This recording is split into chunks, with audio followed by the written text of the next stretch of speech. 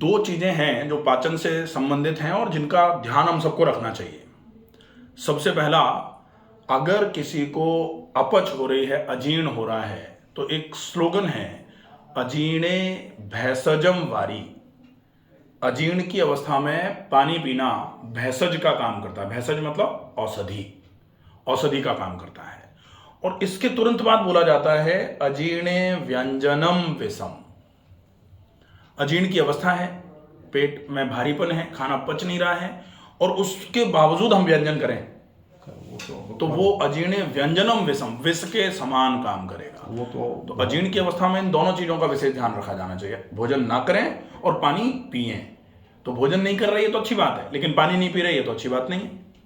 तो पानी पीना भी बहुत आवश्यक है। अगर हम सही मात्रा में पानी पीते रहेंगे तो धीरे धीरे धीरे धीरे धीरे धीरे करके हमारी ये जो अजीर्ण की समस्या है, ये अजीर्ण में औषधि का काम करता है पानी, तो औषधि का काम करेगा, बहुत अच्छा आराम हो जाएगा। पानी नहीं पीने का तो हैबिट शुरू एक्चुअली पेरेंटली मदर को भी नहीं होती थी।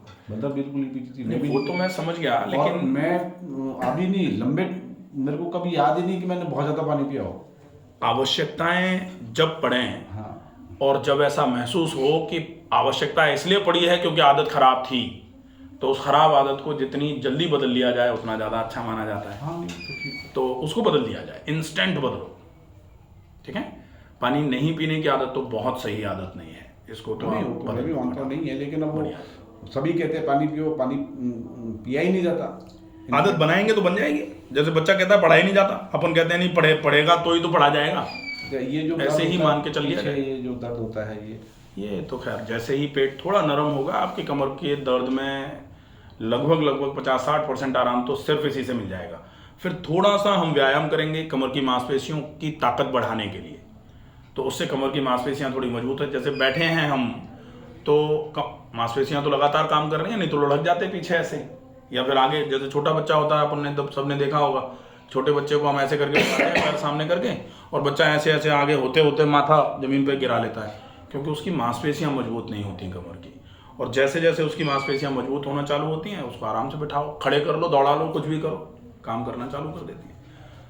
अब हमारी तो कमजोर थी, मजबूत भी हो गई क्योंकि हम बच्चे से बड़े भी हो गए, लेकिन बड़े होने के बाद हमने लंबे समय तक कमर की मांसपेशियों का कोई व्यायाम नहीं किया, या फिर उनकी मजबूती को बनाए रखने के लिए ध्यान नहीं दिया। उसकी वजह से उनकी कमजोरी फिर से धीरे धीरे, मजबूती जो है ना लॉस होना चालू हो गई, कमजोरी आ गई। अब कमजोरी आ गई तो अब कई लोगों को मैं कहता हूं कि मुझे लगता है लगभग मोर देन 50% टोटल जो लोग लगातार बैठ के रहने का काम कर रहे हैं, महिलाएं जो घर में रह रही हैं या महिलाएं जो कामकाजी हैं, लगातार बैठ के रहने का काम कर रही हैं, कमर में दर्द किसको नहीं है? थोड़ा सा ढंग से पूछ लो तो लगभग मुझे लगता है सबको ही। तो कमर में दर्द के होने का रीजन ही ये है कि मांसपेशियां, मेरे कमर का दर्द में इसको शायद आई थिंक कमर दर्द नहीं बोलता है इसको, वो तो पीठ और कमर एक ही बात है, कोई बहुत डिफरेंस नहीं है उसमें। अपर बैक में आ रहा है थोड़ा सा रेडिएशन पीछे की तरफ, नीचे की तरफ। एक्सीडेंट भी तो हुआ है ना ऐसा। एक्सीडेंटल ट्रॉमास जो हैं वो प्रोवोकिंग होते हैं कि कहीं कोई चीज को एग्जैगरेटेड वे में वो आपको फील कराएंगे। कई बार बाकी तो रूटीन की है। इतनी स्वेलिंग हो जाती है, बहुत ज़्यादा स्वेलिंग हो जाती है, यहाँ स्वेल जाता है वो पेट की, जैसे जैसे एब्डोमिनल डिस्टेंशन होगा, पेट फूलेगा, भारी होगा, प्रेशर ऊपर की तरफ जाएगा। ऐसा कुछ कोई चीज़ मैं खाता नहीं हूँ, हाँ, लेकिन फिर भी स्वेलिंग होती है कई बार, क्योंकि खाने में बहुत बड़ा इंडाइजेशन जो है ना, वो गैस्ट्राइटिस तो है ही। हाँ, गैस तो काफ़ी कम हो गई, बिल्कुल बहुत कम हो गई, बाकी तो पहले बहुत और कम हो जाएगी तो ये भारीपन भी खत्म हो जाएगा, क्योंकि बेसिक ट्रीटमेंट तो उसका करना ही पड़ेगा। अभी उसका ट्रीटमेंट करेंगे, मैंने बताया है, इससे मुझे काफ़ी। अजवाइन अच्छा है, अजवाइन, काला नमक, मेथी, जीरा, ये सब चीज़ें अच्छी हैं, लेकिन अगर आपको एसिडिटी की प्रॉब्लम है तो अजवाइन और मेथी आपके लिए कुछ समय के लिए आप ले लो, ठीक है। रेगुलर टर्म्स में अगर आप इसको लोगे तो अजवाइन और मेथी दोनों गर्म है। अच्छा। तो गर्म चीज़ें तो फिर नुकसान करेंगी। For shorter period of time आप ले लो, कोई दिक्कत नहीं है। अदरवाइज आप अजवाइन मेथी की बजाय तो त्रिफला लो, ज़्यादा अच्छा है। पेट साफ नहीं होता त्रिफला से, तो अजवाइन मेथी से ज़्यादा पेट साफ होगा। थोड़ा आदत पड़ने में थोड़ा हो सकता है, 2-5 दिन का, 7 दिन का टाइम लगेगा। किसके साथ ले? त्रिफला आप पानी के साथ ले लो, नहीं गर्म है, ठंडा, सादे पानी के साथ लो, और सवेरे सवेरे लो, रात को मत लो। अच्छा। बहुत बढ़िया।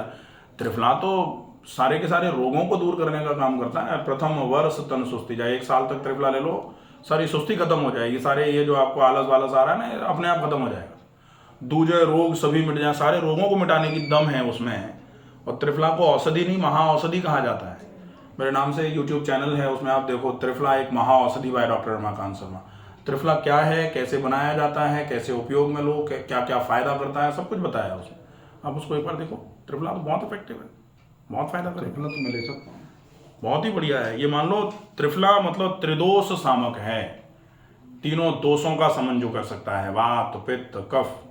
और तीनों दोष अगर सम हो गए तो कहा जाता है दोष साम्य आरोग्यता। दोष अगर सम हो गए तो शरीर आरोग्य हो जाएगा, कोई दिक्कत ही नहीं रही फिर। और दोषों की विषमता ही तो रोग का कारण है, रोगस तो दोष वैसा। एक्चुअली क्या पेरेंटल वात रोग है हमारे, हाँ, फोर फादर्स के साथ, उससे कोई फर्क नहीं पड़ता। वो ये है कि पेरेंटल आया हुआ है, अब आप अगर ध्यान रख लोगे तो आपको परेशानी नहीं होगी। पेरेंटल आया है इसका मतलब वो सबको कष्ट देगा ही, दे रहा है, हाँ देता है। तो अगर अनट्रीटेड छोड़ा जाएगा तो डेफिनेटली देगा। लीवर का भी यही है। हाँ, अनट्रीटेड मत छोड़ो, आपकी पेरेंटल है, आप मानते हैं इस बात को, तो आपको थोड़ा और ज्यादा ध्यान रखने की आवश्यकता है। ऐसा तो है नहीं कि पेरेंटल है तो इसका ट्रीटमेंट नहीं हो सकता, नहीं ट्रीटमेंट तो होगा ही। हाँ, तो मैं उसके हिसाब से रखता हूँ। जैसे पपीता काफी यूज लेता हूँ मैं। हाँ, पपीता खाली पेट नहीं खाएंगे, ये विशेष ध्यान रखेंगे। अच्छा, मैं तो खाली पेट रखता हूँ। खाली पेट पपीता आपको नुकसान करेगा, खाली पेट नहीं। पपीता हमेशा खाने के साथ खाओ आप। पपीता में पेपेन एंजाइम होता है जो गलाने का काम करता है। कुछ है ही नहीं पेट में, गलाएगा किसको? तो फिर वो, और दूसरा हीट है बॉडी में, इंटेस्टाइन्स में हीट है, स्टमक में हीट है। तो गर्म पेट जिनका होता है उनको खाली पेट पपीता कभी नहीं खाना चाहिए। उनको खाने के साथ आप 2 कौर खा लो, 1 बार पपीता खा लो। फिर सुबह क्या खाएं? सवेरे सवेरे आप अल्पाहार जो हाँ, ब्रेकफास्ट 10 बजे 11 बजे 11 बजे का टाइम तो लगभग प्री लंच का टाइम हो गया। उसके पहले तो आप ब्रेकफास्ट कर चुके। ब्रेकफास्ट तो मैं करता है, वही तो वो। अच्छा, ब्रेकफास्ट में आप फ्रूट्स लेते हो? हाँ, एक्चुअली ब्रेकफास्ट 11 बजे नहीं होगा, फिर ब्रेकफास्ट तो 9:30 बजे के आसपास होना चाहिए। 9:30 बजे तो मेरी पूजा नहीं खत्म होती। आप थोड़ा और जल्दी जगो, पूजा खत्म करो जल्दी। 5 बजे जगने से पहले और कितने बजे हो? भाई 5 बजे जगने के बाद 9:30 बजे तक आप 4.5 घंटे क्या तो करते भी हो? क्या हुआ, खा सकते हैं ऐसे। भगवान जी ने मना थोड़ी करा कि मुझे मिला के। नहीं, कोई बात नहीं। लेकिन ये है कि अगर आप 5 बजे जग रहे हो और फिर आप 9:30 बजे 11 बजे तक अगर आप नहीं खा रहे हो तो वो आपके रोग का कारण बनेगा। उसमें चलो कोई बात नहीं, वो एक सेकंड पर्पज है कि आप खाने के पूजा करने के बाद खाते हैं या नहीं खाते, वो सब अलग है। लेकिन 5 बजे जागने के बाद आप 11 बजे तक कुछ नहीं खा रहे हैं, ये आपके लिए रोग कारक है। आपको खाना चाहिए। क्या खाना चाहिए सुबह? आप फल खा लो, सबसे बढ़िया ऑप्शन तो फल ही होते हैं। फल कौन सा?